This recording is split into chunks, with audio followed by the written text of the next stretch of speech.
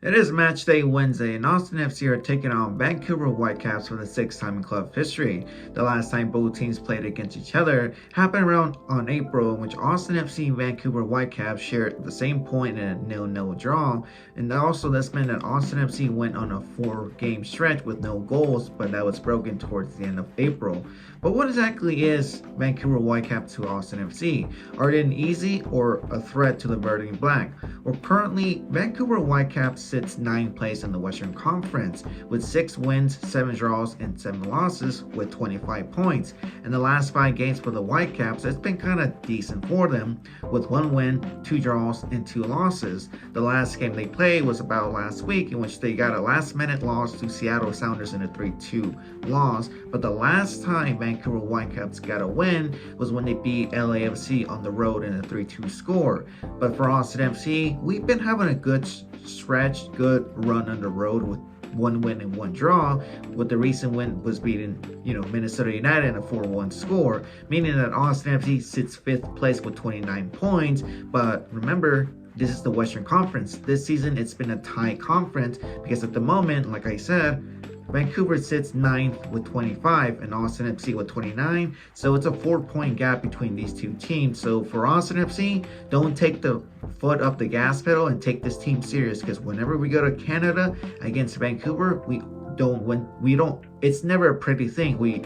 It's never a pretty visit when we go up there, because history shows that Austin FC and Vancouver Whitecaps, this is their 6th game, but for Vancouver, they have taken the most wins with 3, while Austin FC only has 1 win. The last time Austin FC beat Vancouver Whitecaps happened last year in a 3-0 score, in which 2 goals from Maxi Ruti and 1 goal from Driussi. But after that, we suffered a loss in Canada. Was the first time we lost to Vancouver happened in 2-1 score back in 2021, then last year in a 2-0 score in 2022. So this is going to be a really interesting match for both teams, because the thing too about Vancouver at BC Place, I think that's still the name of it, their form record at home, it's been okay for them with only 5 wins, 4 draws, and 2 losses. With the last time they got a win was about on May 31st, in which they beat Houston Dynamo in a 6-2 score. But like I said, for Austin FC, we've been having a good run at the moment. Impressive 2 games with 1 win and 1 draw, getting 4 points out of the 6 points and scoring 5 goals, letting 2 goals allow while on the road. But enough of that, let's focus on the teams, on the players from Vancouver Whitecaps that Austin FC defense have to focus on.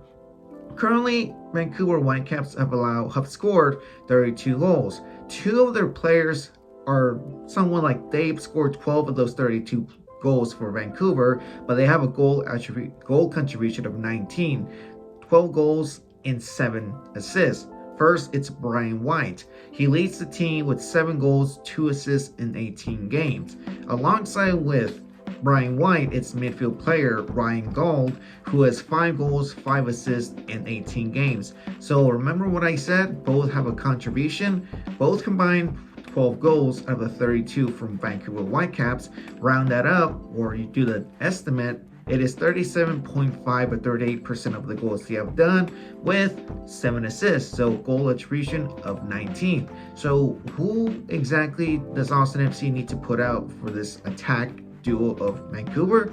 It has to be Kep Keller and Cascante again.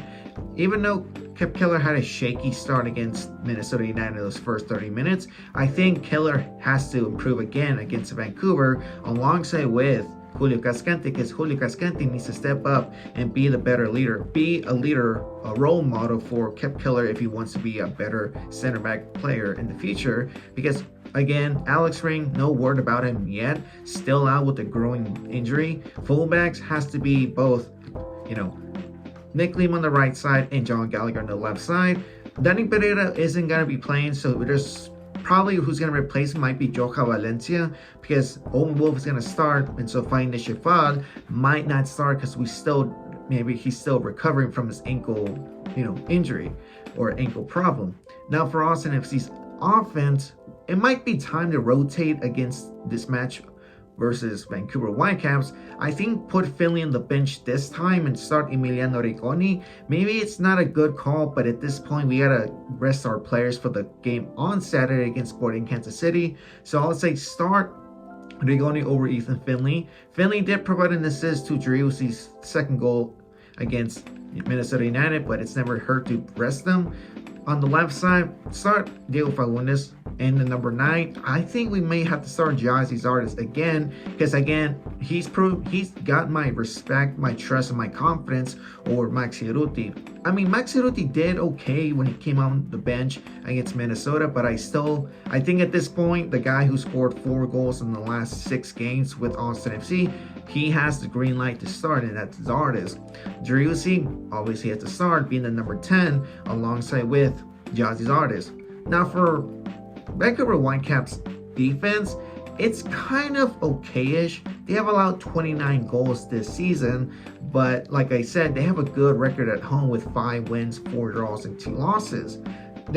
One of their key players, defenders, is Julian Gressel. He's not with Vancouver at the moment. He's with the United States men's national team because they're playing the CONCACAF Gold Cup, so he was called up and he's still there. They played today against Panama in the semifinals. So there's 2 players Austin FC need to focus in that defense area of Vancouver. First of all, it is Ranko Veselinovic. He has done 80 clearances, 38 on the air and 42 on the ground. So when it comes to ground passing, we have to be smart because Veselinovic is good at that. 19 interceptions, 76% tackles he's won, and 87 dribbles he'll do. So 1-1 situation, Veselinovic will win. Then on the midfield, number 6 player, it is Alexandro Shov. He has done 88% accurate passing rates, 59 successful dribbles, and 65% tackles won. So like I said, he's going to be a good leader in that midfield in the 6th area. Then goalkeeper Yohei Takaoka, 5 clean sheets, 53 saves, but he's allowed 26 goals this season. So it's anybody's game. I feel like Austin FC should get a draw against Vancouver, just to get something safe back on the road. That way we can have full confidence at Q2 this Saturday against SK Sporting Kansas City. But it'd be impressive to get an important win against a tough opponent, which is Vancouver. Because remember, we have never got a win at their home field, which is BC or BMO Field. But I'll take a 2-1 score for Austin FC, make it a safety score, goals from Driussi again, and let's say Zardes back on the scoring sheet, but we'll see what happens. Hope you guys understood this video. My name is Manello17, and I'll catch you guys on the next one.